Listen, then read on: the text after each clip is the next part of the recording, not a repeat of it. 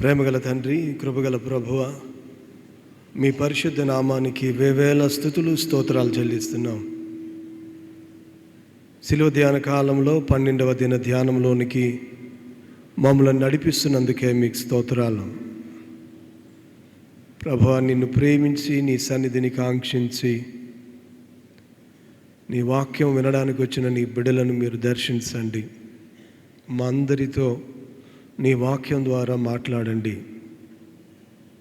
నీ వాక్యంలో ఆశ్చర్యకరమైన సంగతులు మేము చూచులాగున మా మనోనేత్రాలను తెరవండి.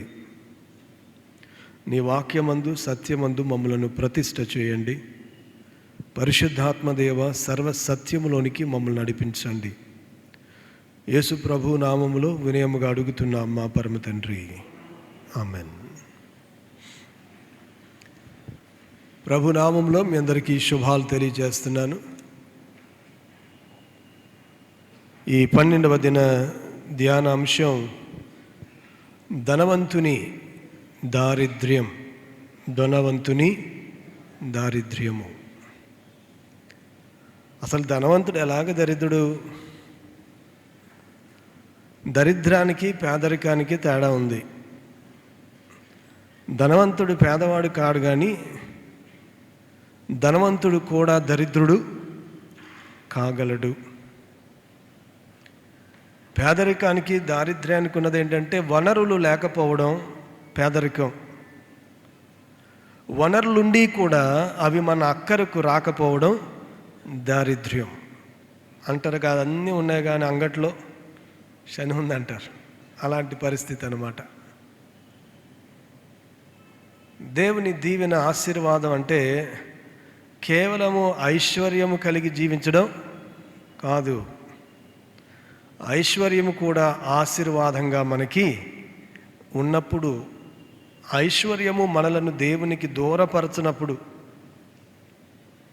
ఆ ఐశ్వర్యములో కూడా మనం దేవుని మీద ఆధారపడినప్పుడు అది మనకి దీవెనకరంగా ఉంటుంది. లూకాసు వార్త 12వ అధ్యాయం 13వ వచనం నుండి 21వ వచనం వరకు ఈ రోజున మనం దేవుని వాక్యాన్ని చదువుకున్నాం. 13వ వచనం, ఆ జన సమూహంలో ఒకడు, బోధకుడా, పిత్రార్జితములో నాకు పాలు పంచి పెట్టవలనని నా సహోదరునితో చెప్పుమని ఆయనను అడుగగా, ఆయన పోయి మీ మీద తీర్పరినిగానైనను పంచిపెట్టువానిగానైనను నన్నెవడు నియమించనని అతనితో చెప్పెను. ప్రభు దగ్గరికి ఒకడు వచ్చాడట. ఏ సందర్భంలో ప్రభు ఈ ఉపమానాన్ని చెప్పాడు? వెర్రివాడైన ధనవంతుని ఉపమానం. అంటే ఒక ఆయన తన సమస్యను ప్రభు దగ్గరికి తీసుకుని వచ్చాడు. పెట్టి కన్సర్న్ అంటే నా పిత్రార్జితం నా సోదరుడు నాకు పంచి ఇవ్వట్లేదు, పంచి ఇవ్వాలని మనం అంటాం కదా, గిల్లి కజ్జం అంటాం కదా. సీరియస్ కన్సర్న్ కాదు అది, చాలా పెట్టి ఇష్యూ ఆయన దగ్గర తీసుకుని వచ్చాడు. ఏ ప్రభువుకి అదేం పెద్దంత పట్టలేదా అంటే, ఏ చిన్న చిన్న విషయాలు మన సమస్యలు ప్రభువు దగ్గరికి తీసుకురాకూడదా అంటే తీసుకురావచ్చు. కానీ ఇన్ వాట్ స్పిరిట్, ఎటువంటి అభిప్రాయంతో, ఎటువంటి మనసుతో, ఎటువంటి ఉద్దేశంతో మన చిన్న చిన్న విషయాలు దేవుని దగ్గరికి తీసుకొస్తున్నాం? ప్రాబ్లం ఏంటంటే, it is not wrong to bring our పెట్టి కన్సర్న్స్, కానీ అదే ప్రైమ్ కన్సర్న్ అన్నట్టుగా తీసుకురావడం చాలా పొరపాటు అనమాట. అదే ప్రాధాన్యమైన అంశంగా తీసుకొని రావడం. అందుకనే యెహోవా నామమున ఆలించిన అనే పాటలో, కీర్తనలు, అది ఎప్పుడు నేను చాలాసార్లు మీకు ప్రస్తావన తీసుకొస్తాను, నాకు చాలా ఇష్టమైన మాట. విలాపములకు చెవినిచ్చెను, శ్రమ కలాపములకు సెలవిచ్చెను, శిలానగము పైకి లాగినను సుఖ కలావలుల్ మనసులోన నిలిపెను. యెహోవా నా మొరలాలించెను, తన మహాదయను నన్ను గణించెను. విలాపం అంటే సీరియస్ మ్యాటర్, కలాపం అంటే చిన్న చిన్న విషయాలు. విలాపాలకి చెవిచ్చాడంట, కలాపాలకి కింద పడి దొరికితే దొరలేరులే అనుకుంటాడు అనమాట. మనం కూడా అనుకుంటాం కదా, పిల్లలు మారం ట్యాంట్రమ్స్ అంటాం కదా, కింద పడి దొరలేస్తూ ఉంటారు. ఇంటికి వచ్చిన వాళ్ళు చూడండి అంటే ఆడ అంతేలేండి అని వదిలేయండి, పట్టించుకోకండి అంటాం కదా. అలా కూడా ప్రభు కొన్నిసార్లు, అందుకనే ఆయన ఏమన్నారంటే, ఓయి నేను మీ మీద తీర్పరిగానైనను ఆస్తి పంచిపెట్టువానిగానైనను నన్ను ఎవరు నియమించారు అని ప్రభువు అక్కడ చెప్పడం. ప్రభువు దగ్గరికి నువ్వు వచ్చావంటే మొదట ఆయన నీతో మాట్లాడాలనుకుంటున్నాడు. ఇక్కడికి వచ్చిన ఆయనతోటి ఆ మాట ఎందుకు చెప్పాడంటే, హీఈస్ ఆల్రెడీ ఒపీనియనేటెడ్.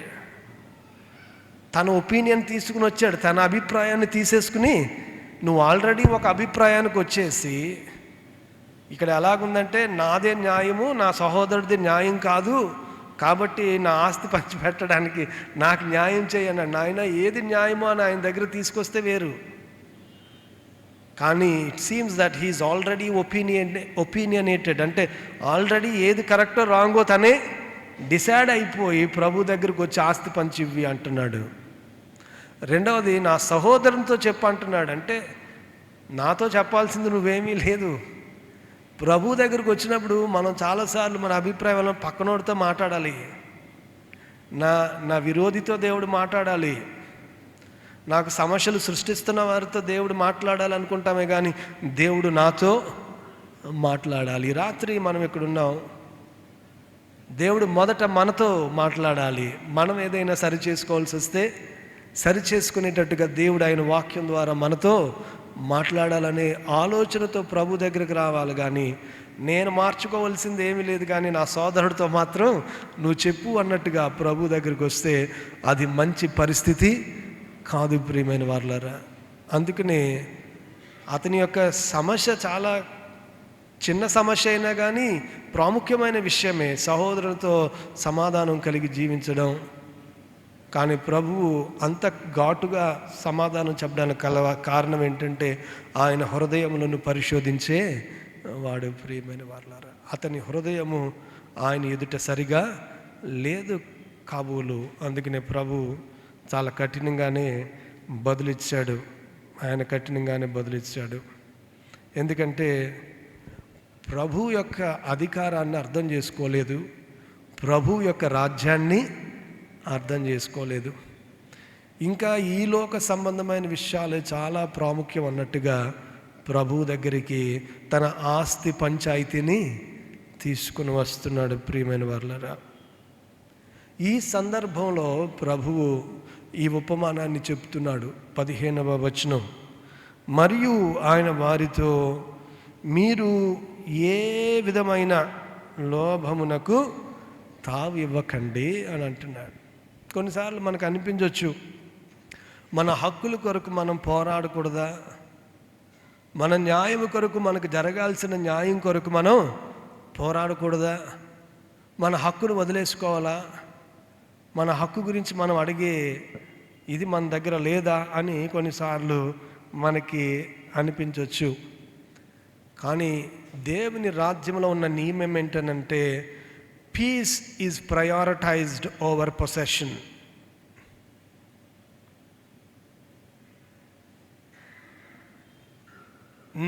నీవు పొందుకునే సంపద కంటే కూడా సమాధానానికి ఎక్కువ ప్రాముఖ్యత ఇవ్వాలి. అది దేవుని రాజ్యంలో ఉన్న ప్రిన్సిపల్. నీ హక్కు మంచిదే, నీ ఆస్తిలో వాటా మంచిదే, కానీ అది నీ సొంత ఇంటి వారితో సమాధానాన్ని కోల్పోయేటట్టుగా చేస్తే, దేవుని రాజ్య నియమం ఏంటంటే మొదట సమాధానాన్ని వెతికి వెంటాడండి. సాధ్యమైనంత వరకు మనుష్యులందరితో సమాధానము కలిగి, మనుషులందరితోనే సమాధానం అయితే ఇంకా సొంత ఇంటి వారితో, రక్త సంబంధాలతో సమాధానం వెతికి వెంటాడడం ఇంకెంత ప్రాముఖ్యం ప్రియమైన వారలారా. అది దేవుని రాజ్యం యొక్క నియమం. Prioritizing peace over possessions, prioritizing peace over possessions. అందుకనే రోమా పత్రిక 12వ అధ్యాయం 28వ వచనంలో నేను చెప్పిన మాట మనం గమనించగలం. సాధ్యమైనంత వరకు మనుషులందరితో సమాధానము కలిగి ఉండండి. నీ రక్త సంబంధికి నీ ముఖము చాటువేయద్దు అనేది చాలా ప్రాముఖ్యమైన ఇంజంక్షన్ దేవుని వాక్యంలో. ప్రియమైన వారలారా, మత్తయి సువార్త 16వ అధ్యాయం 26వ వచనంలో ఉన్న ఈ మాట ఒకసారి చూడండి. మత్తయి సువార్త 16వ అధ్యాయం 26వ వచనం. ఒక మనుష్యుడు లోకమంతయు సంపాదించుకొని తన ప్రాణమును పోగొట్టుకుంటే అతనికి ఏమీ ప్రయోజనము? ఒక మనుష్యుడు తన ప్రాణమునకు ప్రతిగా ఏమీ ఇయ్యగలడు? అంతా సంపాదించుకుని, లోకమంతా సంపాదించుకొని తన ప్రాణమును పోగొట్టుకుంటే ఏమీ ప్రయోజనం? ఇక్కడ ప్రాణము పోగొట్టుకోవడం అనేది not only losing life in a physical sense, అంటే భౌతికంగా మనం చనిపోవడం, ప్రాణాన్ని పోగొట్టుకోవడమే కాదు. తన ప్రాణమును పోగొట్టుకుంటేనంటే ఆల్ దట్ హోల్డ్స్ లైఫ్. అంటే దీన్ని ఇప్పుడున్న మన కాంటెక్స్ట్కి ఎట్లాగా అన్వయించుకోవచ్చు అంటే, నువ్వు ఆస్తంతా సంపాదించుకొని ఇంటిలో నెమ్మది లేకుండా, నీ లైఫ్ క్వాలిటీ లేకుండా, ఎంత ఆస్తి ఉండి ఒంటరిగా జీవించడం కంటే కొన్నిసార్లు నీ హక్కు వదిలిపెట్టి అందరినీ కలిసి జీవించడం. అంత ఆస్తి ఉండి లోకంలో నువ్వు ఒంటరిగా ఉండేవాడి కంటే కూడా, దానివల్ల ఏం చేస్తున్నావు అంటే అంతా సంపాదించుకుంటున్నావు, కానీ you are losing the quality of your life. ఎందుకంటే నీ సొంత ఇంటి వారితోనే నీకు సమాధానము లేదు. ప్రియమైన వారలారా, అందుకనే 133వ సంకీర్తనలో ఈ మాట మనం చూస్తున్నాం. మనందరికీ తెలిసిన విషయం. 133వ సంకీర్తన, సహోదరులు ఐక్యత కలిగి నివసించుట ఎంత మేలు, ఎంత మనోహరము. అది తల మీద పోయబడి అహరోను గడ్డము మీదుగా కారి అతని అంగీల అంచుల వరకు దిగజారిన పరిమళ తైలము వలె ఉండును. సియోను కొండల మీదికి దిగువచ్చు, హెర్మోను మంచు వలె ఉండును. ఆ చివరి మాటలు చాలా ప్రాముఖ్యం. ఆశీర్వాదమును శాశ్వత జీవమును అచ్చట ఉండవలెనని యెహోవా సెలవిచ్చి ఉన్నాడు. ఆమెన్.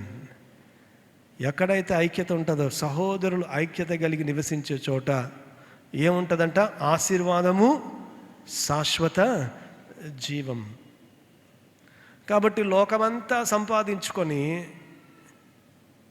నీ సొంత ఇంటి వారితో నీకు సఖ్యత లేకపోతే, సమాధానము లేకపోతే ప్రయోజనం ఏముంది? క్రైస్తవ కుటుంబాల్లో కూడా ఆస్తుల వల్ల ఒకరినొకరు మాట్లాడుకోకపోవడం, ఆస్తుల దగ్గరికి వచ్చేసరికి మనం చాలా లోకస్తుల్లాగా బిహేవ్ చేయడం.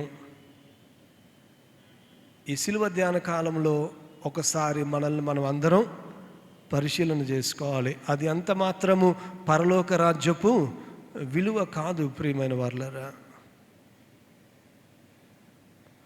ఈ సందర్భంలో ప్రభువు ఏమని చెప్తున్నాడంటే, మీరు లోభత్వానికి దూరంగా ఉండండి, మీరు లోభులై ఉండకండి అని చెప్తున్నాడు.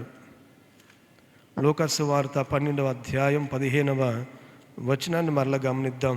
మరియు ఆయన వారితో, మీరు ఏ విధమైన లోభమునకు ఎడమియక జాగ్రత్త పడుడి, ఒకని కలిమి విస్తరించుట వాని జీవమునకు మూలము కాదనెను. అందుకనే అంతా కలిగి ఉండి జీవాన్ని కోల్పోతే ఏంటి? జీవము అంటే సమృద్ధి జీవం, శాశ్వత జీవం, అబండెంట్ లైఫ్. దేవుని రాజ్యంలోనికి వచ్చావు అని అంటే, షాలోమ్ అనే మాట కేవలము భౌతికమైన ఆశీర్వాదం కాదది. దేవుని ఆశీర్వాదము కేవలము ఈ లోకములో భౌతికమైన అభివృద్ధికి చెందింది కాదు. నీవు ఆత్మలో వర్ధిల్లుచుండే కొద్దీ అన్ని విషయాల్లోనూ నీవు అభివృద్ధి చెందాలి. అది దేవుని రాజ్య నియమం, అది దేవుని రాజ్య నియమం. ఇక్కడ హక్కులు సంపాదించుకొని హక్కున చేర్చుకునే వారిని కోల్పోతే దాని వలన ప్రయోజనం లేదు. పొసెషన్స్ ఉండి పీస్ లేకపోతే దానివలన ప్రయోజనం లేదు. ఎందుకంటే దేవుని రాజ్యం అంటే ఏంటి అని అంటే అన్నపానములు రక్త మాంసములు దేవుని రాజ్యాన్ని స్వతంత్రించుకోవు, కానీ నీతి సమాధానము పరిశుద్ధాత్మ యందలి ఆనందం, ఇది దేవుని రాజ్యం. ఆ క్వాలిటీ ఆఫ్ లైఫ్ మన కుటుంబాల్లో, మన సహవాసంలో, మన మానవ సంబంధాలలో రిఫ్లెక్ట్ అవుతుందా లేదా? లేకపోతే నీకెంత వాక్యం తెలిసినా వృధా. వాస్తవానికి నీవు పరలోక రాజ్యంలో జీవించట్లేదు, లోకరాజ్యంలోనే నీవు జీవిస్తున్నావు, లోకరాజ్యంలోనే నువ్వు జీవిస్తున్నావు. అందుకనే ఆశీర్వాదము శాశ్వత జీవం ఎక్కడుంటుందంటే సహోదరులు ఐక్యత కలిగి ఎక్కడ నివసిస్తారో, రక్త సంబంధులు, తోబుట్టువులు, అలాగనే దేవుని సంఘము. ఎందుకంటే క్రీస్తులో మనమందరము సహోదరులం. కొరింథీయులకు రాసిన మొదటి పత్రిక 6వ అధ్యాయం 3-11 వచనాలు ఒకసారి మనం గమనిద్దాం. కొరింథీయులకు రాసిన మొదటి పత్రిక 6వ అధ్యాయం 3-11 వచనాలు. క్రైస్తవునికి హక్కు కంటే కూడా, రైట్ కంటే కూడా, రైట్ రెండు కూడా రైటే. రైట్ అంటే హక్కు, రైట్ అంటే సరి అయింది చేయడం. కాబట్టి హక్కు గురించి ఎక్కువ మాట్లాడాలా, ఏది సరి అయిందో ఎక్కువ నీవు నిర్ణయం తీసుకోవాలా అంటే you need to prefer right over right. సరి అయిన పని చేయడం కంటే, హక్కు కంటే కూడా సరి అయిన పని, దేవుని రాజ్యానికి తగిన పని, సువార్తకు తగిన పని, దేవుని పిలుపుకు తగిన పని చేయాలి. At the same time peace over possessions, ఇవి దేవుని రాజ్యపు విలువలు. అందుకనే సంఘంతో పరిశుద్ధుడైన పౌలు ఏమంటున్నాడంటే, కొరింథీయులకు రాసిన మొదటి పత్రిక 6వ అధ్యాయం 3వ వచనం, మనము దేవదూతలకు తీర్పు తీర్చుదామని ఎరుగరా, ఈ జీవన సంబంధమైన సంగతులను గూర్చి మరి ముఖ్యముగా తీర్పు తీర్చవచ్చును కదా. కాబట్టి ఈ జీవన సంబంధమైన వ్యాజ్యములు మీకు కలిగిన ఎడల వాటిని తీర్చుటకు సంఘములో తృణీకరింపబడిన వారిని కూర్చుండబెట్టుదురా. మీకు సిగ్గు రావాలనని చెప్పుచున్నాను. ఏమి, తన సహోదరుల మధ్యను వ్యాజ్యము తీర్చగల బుద్ధిమంతుడు మీలో ఒకడైనను లేడా? అయితే సహోదరుడు సహోదరుని మీద వ్యాజ్యమాడుచున్నాడు, మరి అవిశ్వాసుల ఎదుటనే వ్యాజ్యమాడుచున్నాడు. ఒకని మీద ఒకడు వ్యాజ్యమాడుట మీలో ఇప్పటికే కేవలము లోపము. అంతకంటే అన్యాయము సహించుట మేలు కాదా? దానికంటే మీ సొత్తులను అపహరింపబడనిచ్చుట మేలు కాదా? అయితే మీరే అన్యాయము చేయుచున్నారు, అపహరించుచున్నారు, మీ సహోదరులకే ఇలాగూ చేయుచున్నారు. అన్యాయస్తులు దేవుని రాజ్యమునకు వారసులు కానేరని మీకు తెలియదా? మోసపోకుడి జారులైనను, విగ్రహారాధికులైనను, వ్యభిచారులైనను, ఆడంగితనము గలవారైనను, పురుష సంయోగులైనను, దొంగలైనను, ఆ తర్వాత లోభులైనను. అందుకనే లోభత్వాన్ని గురించి ప్రభు మాట్లాడుతున్నాడు వెంటనే. తర్వాత ఆ లోభత్వం అంటే ఏంటో కూడా మనం ఆలోచన చేద్దాం. లోభులైనను, త్రాగుబోతులైనను, దోషకులైనను, దోచుకొని వారైనను దేవుని రాజ్యమునకు వారసులు కానేరరు.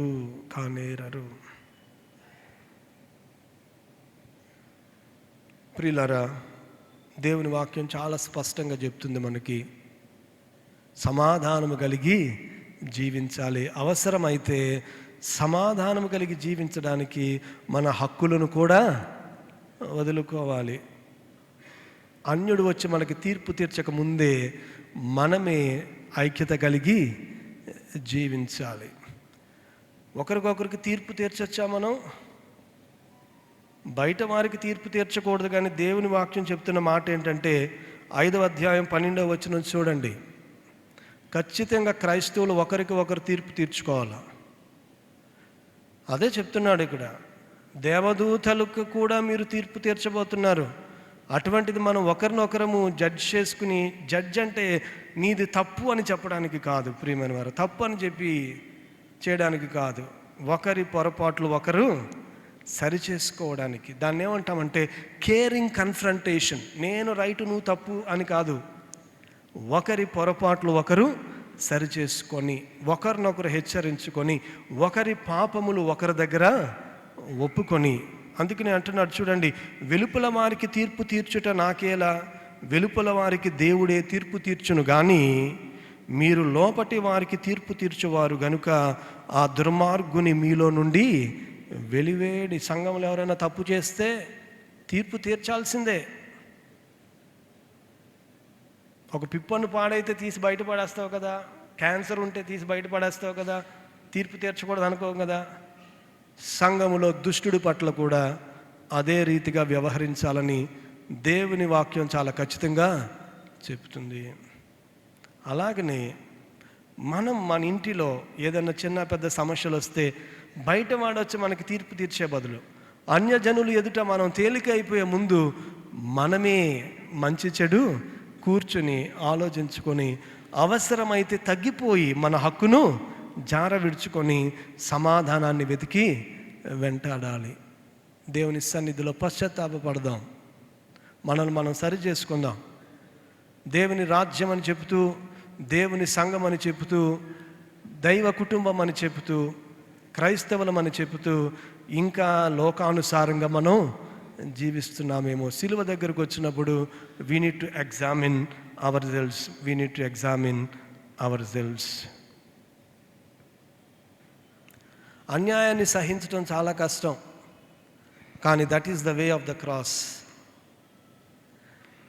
ఆ సిలువ ప్రభువు దగ్గర కాదు, అది మన దగ్గర కూడా వస్తుంది.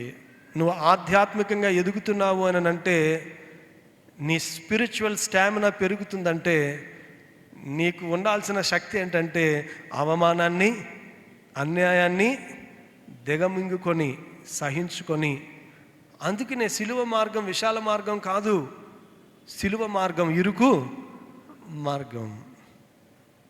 రాబోవు లోక సంబంధమగు నిరీక్షణ మనకుంది కాబట్టి ఈ లోకములో మనం అన్యాయాన్ని సహిస్తున్నాం. ఈ లోకములోనే తమ పాలు అనుకునే వారిలాగా మనము ప్రవర్తించాం. ప్రియమైన వారులారా, లోకస్తులు ఏమనుకుంటారు, ఎందుకంత పట్టుదలగా చిన్న చిన్న సరిహద్దుల కోసం ఏకంగా చంపేసుకుని, ఆస్తిపాస్తుల కోసం చంపేసుకుని, ఎందుకంటే ఈ లోకములోనే తమ పాలు అనుకుంటారు. కానీ మన నిరీక్షణ ఏంటి అని అంటే, మనము క్రీస్తుతోడి వారసులం. మనకి ఒక గొప్ప నిరీక్షణ ఉంది, రాబోవు లోక సంబంధమగు నిరీక్షణ మనకి ఉంది. ప్రియమైన వారులారా, అన్యాయాన్ని సహించటం. చూడండి, we don't tolerate the injustice that happens to our brother, but we will tolerate the injustice that happens to us. అది క్రిస్టియన్ ప్రిన్సిపల్. అన్యాయాన్ని సహించమంటే, నీ సోదరునికి అన్యాయం జరిగితే సహించొద్దు, కానీ నీకు జరిగితే సహించు. అబ్రహామును చూడండి, అబ్రహాం లోతు విషయం కనుక చూస్తే, లోతు యోర్దాను ప్రాంతాన్ని తీసుకున్నాడంట. చాలా సస్యశ్యామలంగా ఉన్న ప్రాంతాన్ని తాను కోరుకున్నాడంట. అబ్రహాం పోనిచ్చాడు. నేను పెద్దోడిని, నేను మంచిది కోరుకోవాలి, నువ్వు కాదు, ముందు పెద్దోడిని, నాకు ఇవి ఛాన్స్, నేను ఎక్కడికి వెళ్తానో వెళ్ళనిచ్చాక నువ్వు వెళ్ళాను అనలా. లోతు చిన్నవాడే అబ్రహాం కంటే, కానీ లోతు భాగానికంటే కూడా తన భాగము శ్రేష్టమైనదని తాను ఎంచుకొని వెళ్ళాడు. అబ్రహాము సరే వెళ్ళని అన్నాడు. తన ఒకవేళ జ్యేష్ఠుడిగా తనకే ఎక్కువ హక్కు ఉంది, దాన్ని కూడా పెద్దవాడిగా హక్కును కోల్పోయాడు. కానీ లోతును శత్రురాజులు వచ్చి పట్టుకుని పోతే తన పరివారం అంతటిని పోగు చేసుకుని వెళ్ళి వారితో యుద్ధము చేసి తన యొక్క సోదరునికి, అంటే అన్న సోదరుని కుమారుడు కాబట్టి తనకు రావలసిన ఆస్తిని మరలా తిరిగి తనకి అప్పచెప్పి. కాబట్టి క్రైస్తవులు అన్యాయం ఊరికనే సహిస్తామని కాదు, నీ సోదరునికి అన్యాయం జరిగితే నువ్వు సహించవు, కానీ అదే అన్యాయం నీకు జరిగితే నీవు సహిస్తావు. అందుకనే షాలోము రాజు మెల్కీసెదెకు కూడా అబ్రహాంకి ప్రత్యక్షమై ఏమన్నాడంటే, తన గొప్ప స్వభావాన్ని మెచ్చి తన దగ్గర కానుకలు ఇవ్వబోతుంటే, నేను మెల్కీసెదెకు వల్ల నేను గొప్పవాడినయ్యాను అనడానికి వీలు లేదు, దేవుడు నన్ను హెచ్చించాలి. అది క్రైస్తవ తాత్పర్యం. ప్రియమైన వారులారా, ఏంటి మన యొక్క ధైర్యం? ఎందుకు మనం ఇలాగుంటాం? అవసరమైతే హక్కులను కూడా కోల్పోతాం, అవసరమైతే ఆస్తులను కూడా కోల్పోతాం. ఎందుకంటే హెచ్చంటూ నాకు కలగాలంటే నా దేవుడు నన్ను హెచ్చించాలి. యెహోవా ఆశీర్వాదము నాకు ఐశ్వర్యం ఇవ్వాలే కానీ ఇంకా వేరే రీతిగా నాకు ఐశ్వర్యం రావడానికి వీలు లేదు. దేవుని రాజ్యాన్ని నేను గొప్ప చేయడానికి అవసరమైతే నా హక్కులను కూడా నేను కోల్పోతాను అనే తాత్పర్యం క్రైస్తవ రాజ్య విలువలు మనం కలిగి ఉండాలని దేవుని వాక్యము మనకి జ్ఞాపకం చేస్తూ ఉంది. ప్రియమైన వారలారా, దేవుని వాక్యము మనకి జ్ఞాపకం చేస్తూ ఉంది. అందుకనే ప్రభు ఏమంటున్నాడంటే, లోభమునకు మీరు తావు ఇవ్వకండి, ఎందుకంటే ఒకని కలిమి విస్తరించుట వాని జీవమునకు మూలము కాదు. ఎంత కలిమి ఎక్కువ ఉన్నా కానీ అది నీ జీవానికి మూలము కాదు. లోభం అంటే ఏంటనంటే ఎంతున్నా ఇంకా కావాలి, ఎంతున్నా ఇంకా కావాలి అని అనుకోవడం. అంత మాత్రమే కాకుండా అపరిమితంగా కూడబెట్టడం, క్రానిక్ హోర్డింగ్ అంటారు దాన్ని, క్రానిక్ హోర్డింగ్. ఎన్నున్నా కానీ ఇంకా కూడబెట్టాలి. అలాగనే ఎంతున్నా కానీ వారి కొరకు వారు ఖర్చు పెట్టుకోవడానికి కూడా కష్టం. పిసినారు అంటాం కదా, బోల్డ్ ఆస్తి ఉంటుంది. అందుకనే మనుషులు ధనవంతులయ్యి పేదవాళ్ళు ఉంటారు, దరిద్రులు ఉంటారు, పేదరికంలో కూడా ఐశ్వర్యవంతులు ఉంటారు. ప్రియమైన వారలారా, నువ్వు ఎటువైపు ఉండాలనుకుంటున్నావో ఒకసారి ఆలోచన చెయ్యి. ఎటువైపు ఉండాలనుకుంటున్నావో ఒకసారి ఆలోచన చెయ్యి. ఈ ధనవంతుని యొక్క ప్రాబ్లం ఏంటంటే చూడండి, లూకాసు వార్త 12వ అధ్యాయం, లూకాసు వార్త 12వ అధ్యాయం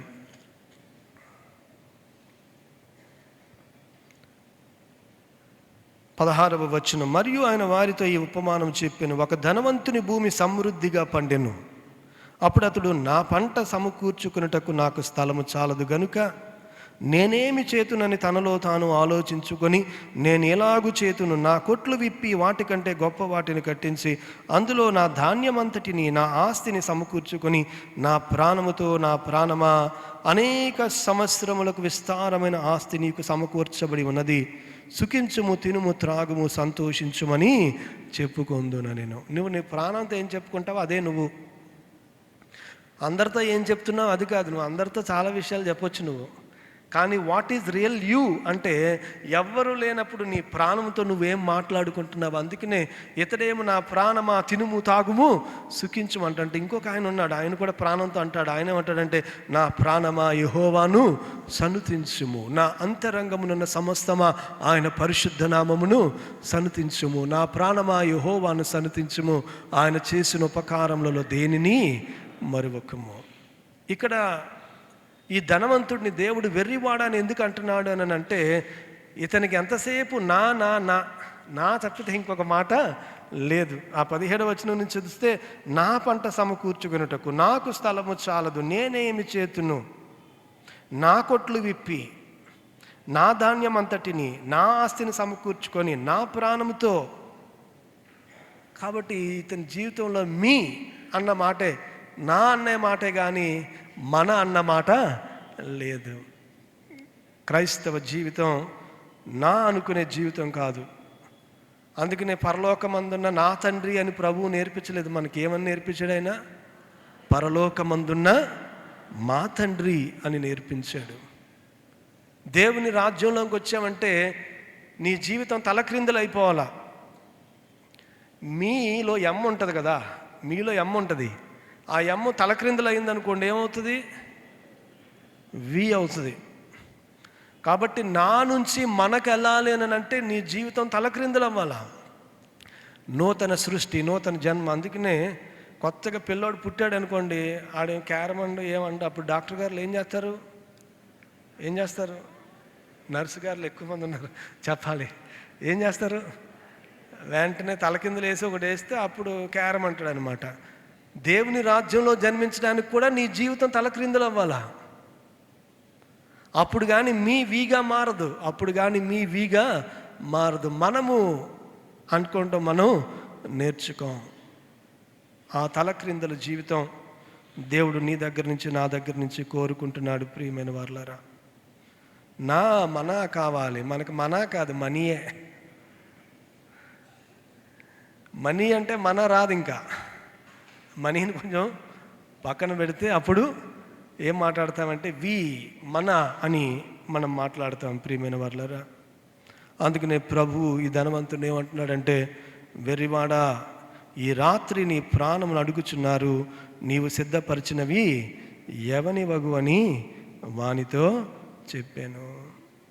ఎవరి అవుతాయి చూడండి. లోబి ఎవరంటే బ్రతుకున్నప్పుడు ఏది కూడా వదిలిపెట్టడానికి ఇష్టపడ్డు. కొన్నిసార్లు మన ఇంట్లో ఎలా ఉంటుందంటే పని చేయని కూడా బయటపడయ్యం, కిందో అటక మీదో ఎక్కడో వదిలిపెట్టడానికి ఇష్టం ఉండదు అన్నమాట. అది చాలా పెద్ద పావర్టీ. అది పని చేయనప్పుడు బయట పడేయడమే. దేవుని వాక్యం మనకు హెచ్చరిక చేస్తున్న మాట ఏంటనంటే, ఈ లోభత్వాన్ని మనం విడిచిపెట్టాలి. ఇప్పుడు విడిచిపెట్టడం నేర్చుకోకపోతే ఎప్పుడోకప్పుడు విడిచిపెట్టాల్సిన పరిస్థితి ఉంటుంది. ప్రియమైన వాళ్ళరా, ప్రసంగి ఏమంటాడంటే అదో పెద్ద దౌర్భాగ్యమైన స్థితి అని చెప్తున్నాడు. ప్రసంగి గ్రంథం 2వ అధ్యాయం 18 నుంచి 26 వచనాలు. ప్రసంగి గ్రంథము 2వ అధ్యాయం 18 నుంచి 26 వచనాలు ఒకసారి చదువుకుందాం. ప్రసంగి గ్రంథం 2వ అధ్యాయం 18 నుంచి 26. సూర్యుని క్రింద నేను ప్రయాసపడి చేసిన పనులన్నిటి తర్వాత వచ్చిన వానికి నేను విడిచిపెట్టవలనని తెలుసుకొని నేను వాటి యందు అసహ్యపడితిని. వాడు జ్ఞానము గలవాడ ఉండునో బుద్ధిహీనుడై ఉండునో అది ఎవనికి తెలియను. అయితే సూర్యుని క్రింద నేను ప్రయాసపడి జ్ఞానము చేత సంపాదించుకున్న నా కష్టఫలమంతటి మీదను వాడు అధికారి ఉండును. ఇదియును వ్యర్థమే. కావున సూర్యుని క్రింద నేను పడిన ప్రయాసమంతటి విషయమై నేను ఆశ విడిచిన వాడనైతిని. ఒకడు జ్ఞానముతోనూ తెలివితోనూ యుక్తితోనూ ప్రయాసపడి ఏదో ఒక పని చేయును. అయితే దాని కొరకు ప్రయాసపడిన వానికి అతడు దానిని స్వాస్థ్యముగా విచ్చివేయవలసి వచ్చును. ఇదియు వ్యర్థమును గొప్ప చెడుగునై ఉన్నది. సూర్యుని క్రింద నరునికి తటస్థించు ప్రయాసమంతటి చేతను వాడు తలపెట్టు కార్యములన్నిటి చేతను వానికి ఏమి దొరుకుచున్నది? వాని దినములన్నీ శ్రమకరములు, వాని పాటలు వ్యసనకరములు. రాత్రి అందైనను వాని మనసునకు నెమ్మది దొరకదు.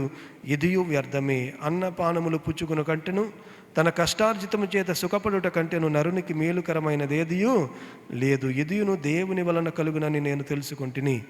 ఆయన సెలవు లేక భోజనము చేసి సంతోషించుట ఎవరికి సాధ్యము? ఏలైనగా దైవ దృష్టికి మంచివాడుగా ఉండువానికి దేవుడు జ్ఞానమును తెలివిని ఆనందమును అనుగ్రహించును.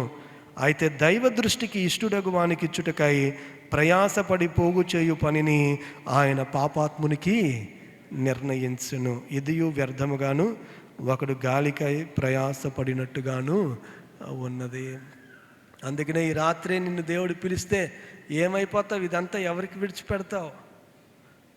తినకుండగా ఎవరికి చేయి విదిలించకుండగా నువ్వు కూడబెట్టిన ఆస్తిని ఏం చేస్తావు? ఇదంతా వ్యర్థం. అందుకనే దేవుడు అంటున్నాడు, వెర్రివాడా అని అంటున్నాడు. 6వ అధ్యాయం చూడండి, ప్రసంగి గ్రంథం 6వ అధ్యాయం. సూర్యుని క్రింద దురవస్థ ఒకటి నాకు కనబడెను, అది మనుషులకు బహు విశేషముగా కలుగుచున్నది. ఏమనగా దేవుడు ఒకనికి ధనధాన్య సమృద్ధిని ఘనతను అనుగ్రహించును. అతడేమి కోరినను అది అతనికి తక్కువ కాకుండాను. అయినను దాని అనుభవించుటకు దేవుడు వానికి శక్తి అనుగ్రహింపడు. అన్యుడు దానిని అనుభవించును.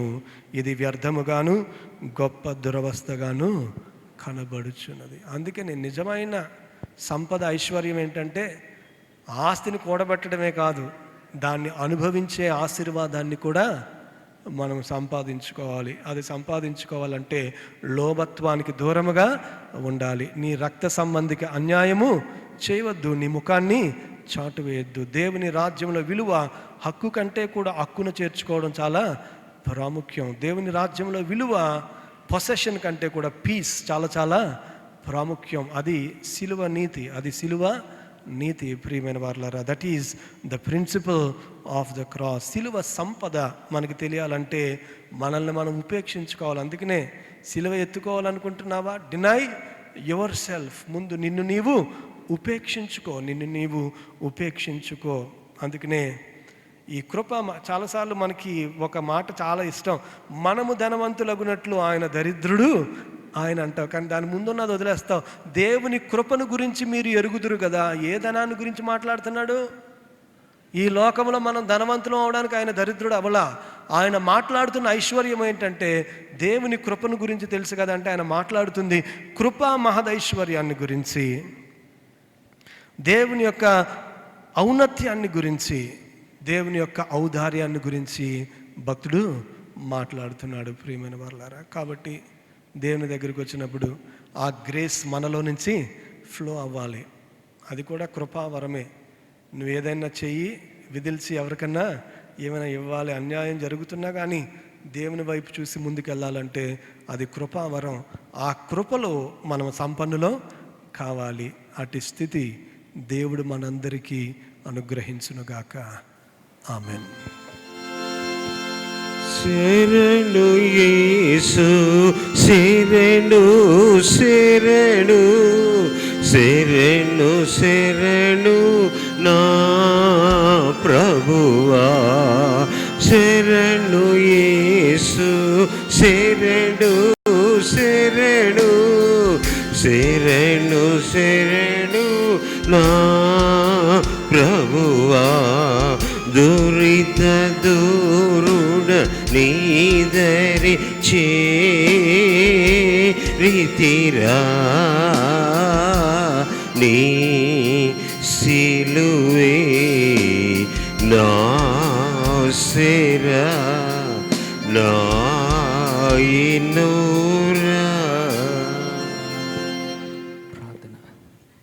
ప్రార్థన చేసుకుందాం. పరలోకమందున్న మా తండ్రి ప్రభువా, మీకు వందనాలు స్తోత్రములు తెలియజేసుకుంటున్నామయ్యా. దినము సమయము ప్రాణం లేక అనేక మంది గతించిపోయి ఉన్నారు.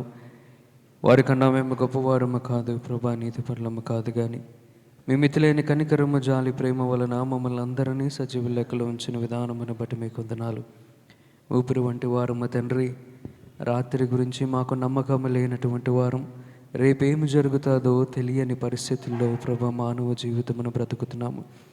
అయినను మీ మహాకృపలో ప్రభా ప్రతిదినము మీ వాత్సల్యము నూతనముగా చూపిస్తూ మీ రెక్కల చాటున క్షేమంగా భద్రంగా మమ్మల్ని కాపాడుతూ మా జీవితాలను, మా ఈ విశ్వాస యాత్రను మీరు కొనసాగిస్తున్నందుకు మీకు వేలాది వందనాలు స్తోత్రములు తెలియజేసుకుంటున్నామయ్యా. మీ వాక్యము ద్వారా మమ్మల్ని దర్శించిన విధానమును బట్టి మీకు వందనాలు తండ్రి. అయ్యా, ఈ లోకంలో మేము ఏది సంపాదించుకున్నాను, మిమ్మల్ని మేము కలిగి ఉండకపోతే మా జీవితము వృధా అని ప్రభా, మేము ఎంత ప్రయత్నించినా మీరిచ్చు సమాధానము, శాంతి, నెమ్మదులు, ఆశీర్వాదములు మేము స్వతంత్రించుకోలేము తండ్రి. మిమ్మల్ని కలిగి ఉండుటే గొప్ప మహాభాగ్యమని మీ వాక్యము ద్వారా మరలా మాకు ఒకసారి జ్ఞాపకం చేస్తున్నందుకు మీకు వందనాలయ్యా.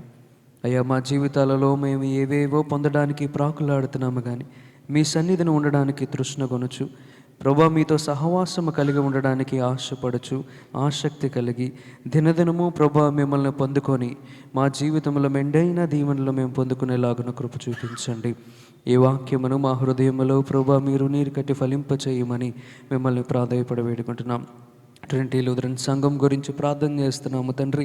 సంఘ పరిచర్యలను మీరు దీవించండి, ఆశీర్వదించండి, దినదినము అభివృద్ధి చెందేలాగున కృప చూపించండి. ఇంకా అనేకమైన ఆత్మలు సంపాదించేలాగున కృప చూపించండి ప్రభా. మీ కొరకు ప్రభా పనిచేసిన సంఘముగా దీన్ని ఆశీర్వదించి వర్ధిల్లింప చేయమని మిమ్మల్ని ప్రాధేయపడి వేడుకుంటున్నామయ్యా. అయ్యా, అదే విధముగా కనక మహాలక్ష్మి గారి గురించి ప్రార్థన చేస్తాం, కనకరత్నం గారి గురించి ప్రార్థన చేస్తున్నాము తండ్రి. ఈ దినము మీ సన్నిధి చేరి ఉన్నారు. విడువడిన కుటుంబాన్ని గురించి ప్రార్థన చేస్తున్నాను, ఆదరణ చూపించండి ప్రభా. మీరు వారిని ఓదార్చమని, బలపరచమని మిమ్మల్ని ప్రాధేయపడి వేడుకుంటున్నాం. పరీక్షలు రాస్తున్న చిన్న బిడ్డలను గురించి ప్రార్థన చేస్తున్నాము తండ్రి. విజ్ఞానము, తెలివి, జ్ఞాపకశక్తిని వారికి అనుగ్రహించి వారిని దీవించమని వేడుకుంటున్నామయ్యా. ఈరోజు ప్రభా ఇక్కడ ఆన్లైన్లో చూస్తున్న వారు, ఇక్కడ మీ సన్నిధిలో ఉన్న వారి గురించి ప్రార్థన చేస్తున్నాం. ఎవరి సమస్యతో వచ్చారో నాకైతే తెలియదు, కానీ ప్రభా ఎవరి బాధతో వచ్చారో, ఎవరి అనారోగ్యంతో వచ్చారో, ఎవరి ఇబ్బందులతో వచ్చారో ప్రభా నాకైతే తెలియదు, కానీ సమస్తము ఎరిగిన పరమదేవుడవు తండ్రి. ప్రతి ఒక్కరిని మీరు దర్శించండి. వారి ప్రార్థనలకు మీరు సమాధానములు మీరు దయచేయండి. వారి ప్రయత్నాలను మీరు సఫలపరచండి. వారి బలహీనతలను తొలగించి బలమును దయచేయండి. అనారోగ్యముతో బాధపడుతున్న ప్రతి ఒక్కరిని మీ గాయపడిన హస్తంతో ముట్టి స్వస్థపరిచి లేవనెత్తండి. వారి జీవితాలను ప్రభా మీరు సంధించి ప్రభా మీ శాంతి, సమాధానము నెమ్మదులతో నింపమని మిమ్మల్ని ప్రాధేయపడి వేడుకుంటూ రేపటి దినాన్ని వరకు ప్రభా మరలా మీరు మమ్మల్ని కాపాడి సంరక్షించమని యేసు నామమును అడిగి వేడుకుంటున్నాను తండ్రి. ఆమేన్. పరలోకమందున్న మా తండ్రి, మీ నామము పరిశుద్ధపరచబడగాక, మీ రాజ్యం వచ్చేగాక, మీ చిత్తము పరలోకమందు నెరవేర్చినట్లు భూమి మీద నెరవేరునుగాక. మా అనుదిన ఆహారం నేడు మాకు దయచేయము. వాడిలో ప్రార్థనలు చేసిన వారిని మేము క్షమించిన ప్రకారం మా ప్రార్థనలు క్షమించము. శోధన తైక దుష్టుని తప్పించము. రాజ్యము, శక్తి, మహిమ నిరంతరము నీవే ఉన్నవి. ఆమేన్. దయచేసి కూర్చోనండి. యథాప్రకారము రేపు సాయంత్రం 6:30 గంటలకు శిలువ శ్రమల ధ్యాన కూడిక ప్రారంభమును. అందరం కలిసి మన పాటల పుస్తకంలో నుండి 28వ పాట.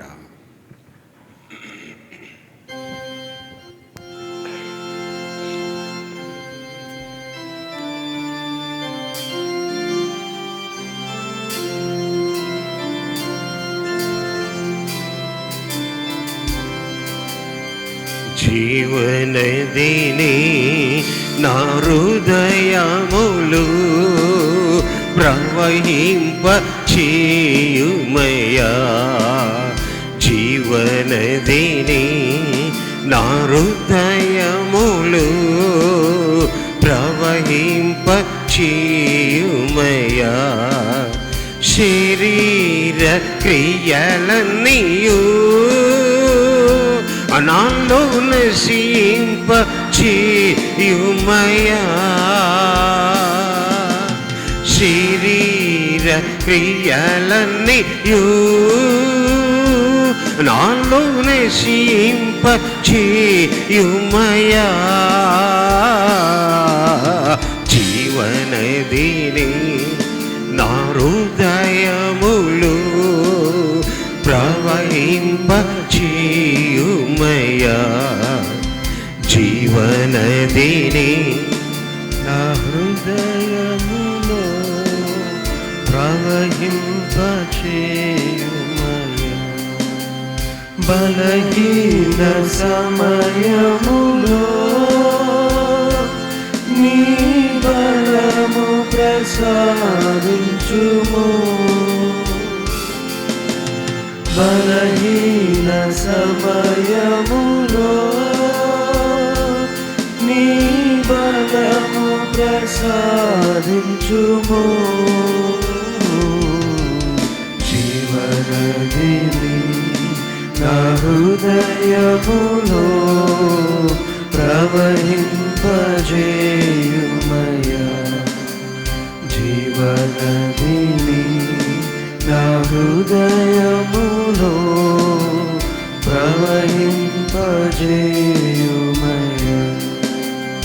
ఎండిన ఎముకలన్నీయు తిరిగి జీవింపజేయుమయ్యా.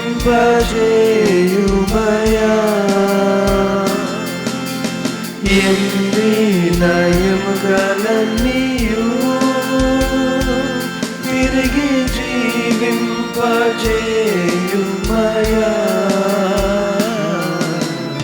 జీవనదిని నా హృదయములో ప్రవహింపజేయుమయ్యా. జీవనదిని నా హృదయములో ప్రవహింపజేయుమయ్యా. ఆత్మీయ వరములతో నన్ను అభిషేకం చేయుమయ్యా. ఆత్మీయ వరములతో నన్ను అభిషేకం చేయుమయ్యా. జీవనదిని నా హృదయములో ప్రవహింపచేయుమయ్యా. జీవనదిని నా హృదయములో ప్రవహింపచేయుమయ్యా.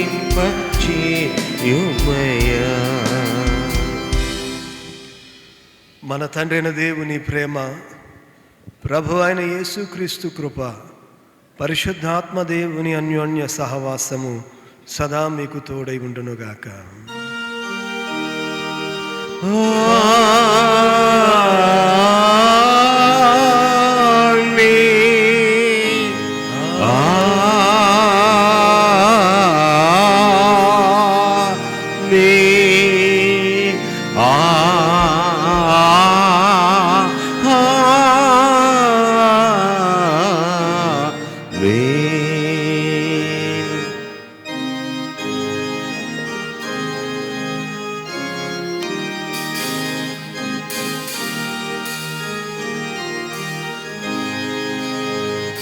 సిలువ రక్త దారాలు ప్రవహించుచున్నవి,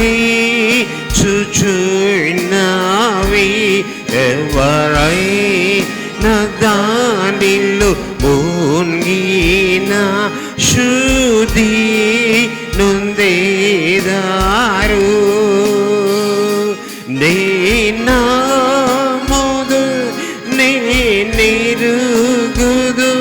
యేసు నా కొరకు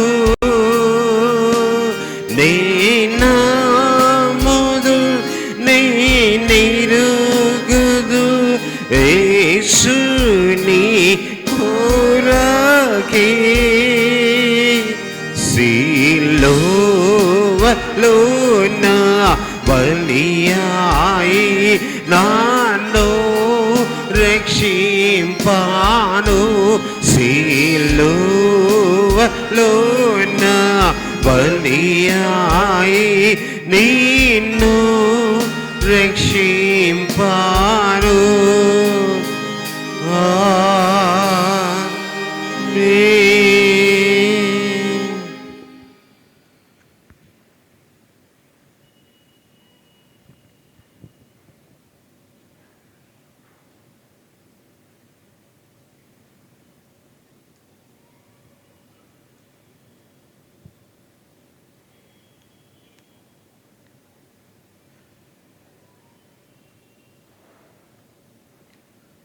అందరికీ వందనాలు. యథావిధిగా రేపు సాయంత్రం 6:30 గంటలకి శిలువ ధ్యాన ప్రార్థన జరుగుతుంది, గమనించండి.